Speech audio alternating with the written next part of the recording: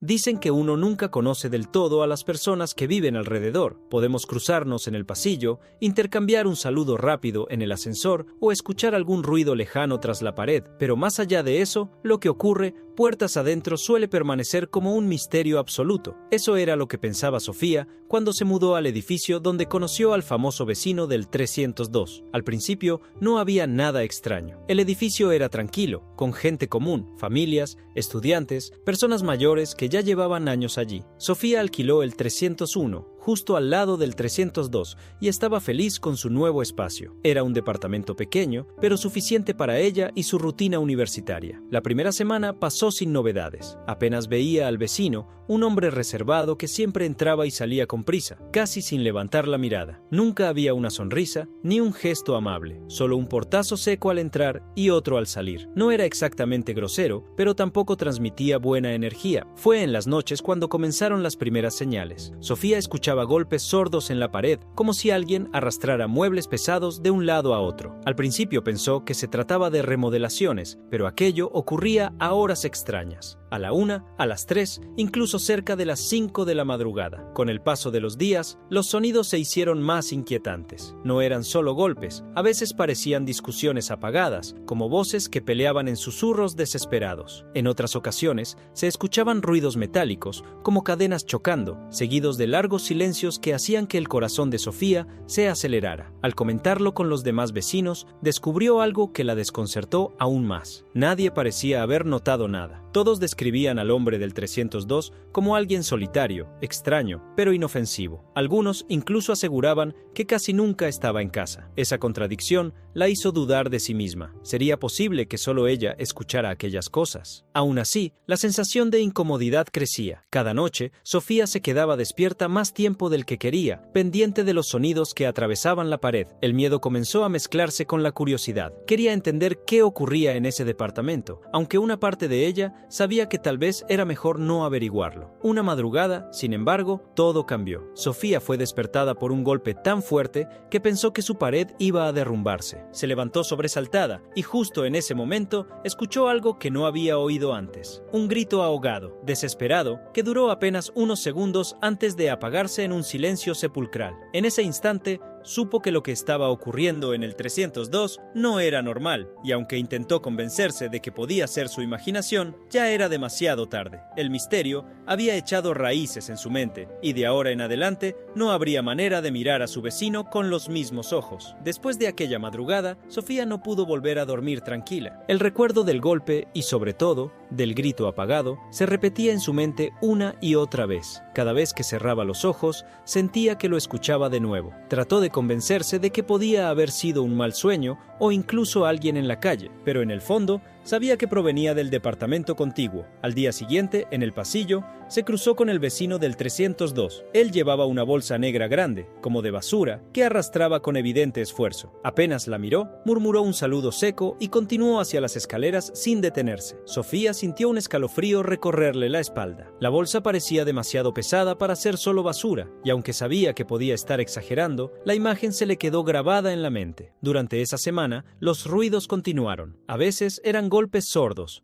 otras veces sonidos metálicos y en ocasiones lo que parecían pasos apresurados en plena madrugada. Sofía intentó hablar con la administradora del edificio, pero ella solo comentó que ese inquilino llevaba años allí sin causar problemas. Lo describió como un hombre reservado y recomendó a Sofía que no se preocupara tanto, que seguramente eran cosas de la imaginación. Ese desinterés de los demás la hizo sentir más sola, pero también reforzó su determinación. Si nadie más iba a prestar atención, entonces sería ella quien intentaría entender qué ocurría. Una noche, armándose de valor, Sofía apagó todas las luces de su departamento y se quedó junto a la pared intentando escuchar con claridad. Al principio solo percibió silencio, pero después de varios minutos comenzó a distinguir un sonido repetitivo, rítmico, como si alguien estuviera martillando algo contra el suelo. El ruido se detuvo de golpe y en ese instante escuchó un murmullo, una voz grave, imposible de descifrar. El corazón le latía tan fuerte que casi no podía respirar. Sintió la tentación de tocar la pared, como si con eso pudiera descubrir algo más. Pero antes de que lo hiciera, el sonido cambió. Ahora eran pasos lentos, arrastrados, que se acercaban hacia la pared que separaba ambos departamentos. Sofía retrocedió instintivamente y se quedó inmóvil en la oscuridad, como si el más mínimo movimiento pudiera delatarla. El silencio posterior fue aterrador. Pasaron segundos, tal vez minutos, sin que ocurriera nada. Pero cuando ya estaba a punto de convencerse de que había imaginado todo, un nuevo ruido la heló por completo. 3 golpes secos contra la pared, justo en el lugar donde ella había estado apoyada momentos antes. No eran golpes aleatorios, eran intencionales. Alguien sabía que ella estaba escuchando. Esa noche, Sofía entendió que ya no era solo una observadora. De alguna manera, su vecino había notado su presencia, y aunque una parte de ella quería dejar de investigar y olvidar lo ocurrido, otra parte, mucho más fuerte, sentía que ya no podía dar marcha atrás. Lo que fuera que estuviera pasando en el 302 la había alcanzado a ella también. Después de aquella noche,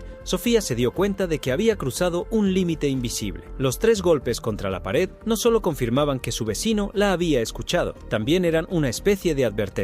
Durante los días siguientes, intentó actuar con normalidad, saludaba a la gente en el pasillo, seguía su rutina universitaria y evitaba pasar demasiado tiempo pensando en lo ocurrido, pero cada vez que entraba a su departamento, sentía esa opresión en el pecho, como si las paredes mismas escondieran un secreto demasiado grande. Un viernes por la noche, mientras la mayoría de los vecinos estaba fuera, Sofía escuchó algo distinto. No eran los golpes habituales, ni los murmullos apagados. Esta vez era un arrastre constante, como si movieran algo pesado por el piso. Su curiosidad pudo más que el miedo. Apagó las luces y se acercó sigilosamente a la mirilla de su puerta. El pasillo estaba casi oscuro, iluminado solo por la tenue luz de emergencia. Y ahí lo vio, su vecino del 302, otra vez con una bolsa negra enorme, pero esta vez no la bajaba por las escaleras. La estaba empujando hacia su propia puerta, luchando contra el peso, como si dentro hubiera algo mucho más grande de lo normal. El corazón de Sofía palpitaba con fuerza. Se obligó a permanecer en silencio, conteniendo incluso la respiración. En un momento, la bolsa se enganchó con el marco de la puerta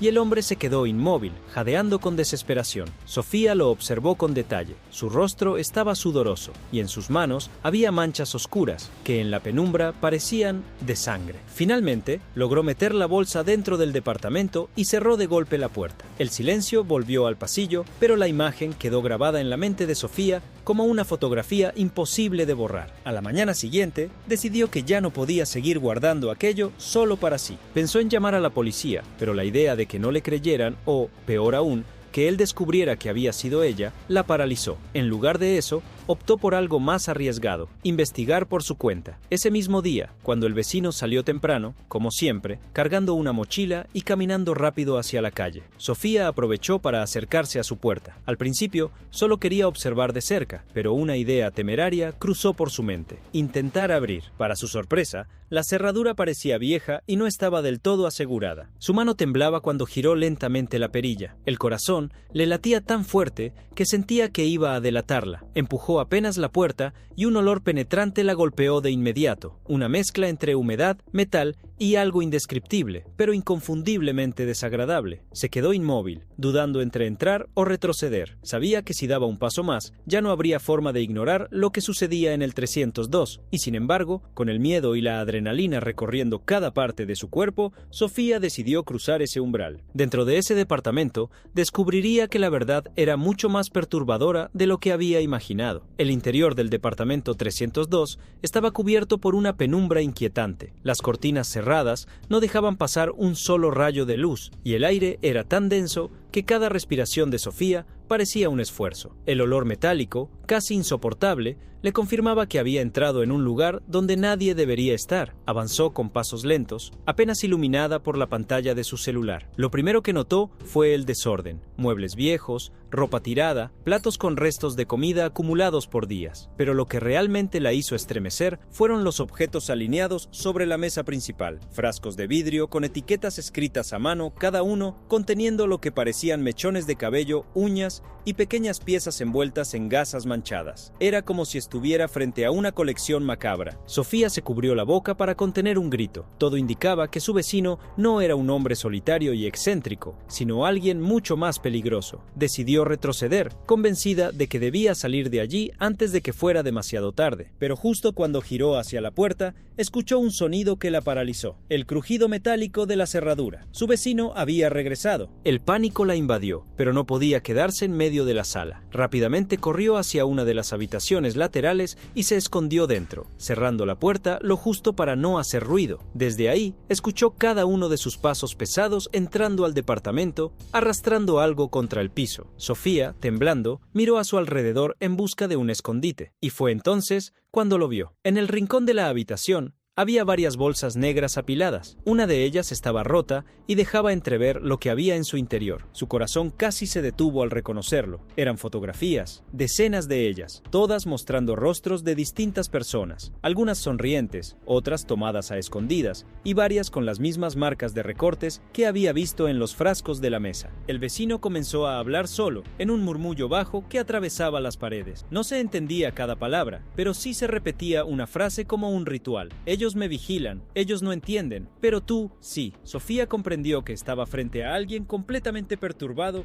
atrapado en su propio delirio. De repente, escuchó cómo el hombre dejaba caer lo que había traído, otra bolsa pesada, que al chocar con el suelo, dejó escapar un líquido oscuro que se filtró lentamente por las ranuras del piso. Sofía no necesitaba más pruebas. Lo que sucedía en ese departamento era mucho más grave de lo que había imaginado. Reuniendo cada gramo de valor, esperó el momento en que él se dirigió a la cocina. Aprovechó esos segundos para salir de la habitación y correr hacia la puerta. El corazón le retumbaba en los oídos, y cuando finalmente logró abrir, el chirrido del marco la delató. El vecino se giró bruscamente y por un instante sus miradas se cruzaron. En esos ojos no había sorpresa, ni siquiera enojo. Había algo peor: la calma de alguien que se sabe descubierto y no piensa dejar testigos. Sofía salió corriendo por el pasillo, bajó las escaleras sin mirar atrás y llegó hasta la calle, donde pidió ayuda a los gritos. Algunos vecinos salieron, confundidos, y la policía llegó minutos después. Cuando finalmente entraron al 302, el lugar estaba vacío. No había rastro del hombre ni de las bolsas, solo aquel mismo desorden y un hedor imposible de ignorar. Lo único que encontraron fue una carpeta con varias fotos impresas, y en la última página, la imagen de Sofía tomada desde el otro lado de su propia ventana. Desde esa noche, Sofía nunca volvió a dormir igual. El departamento 302 quedó desocupado, pero cada vez que pasaba frente a esa puerta cerrada, sentía que alguien, en algún lugar, seguía observándola, porque algunos secretos nunca desaparecen, solo cambian de dirección.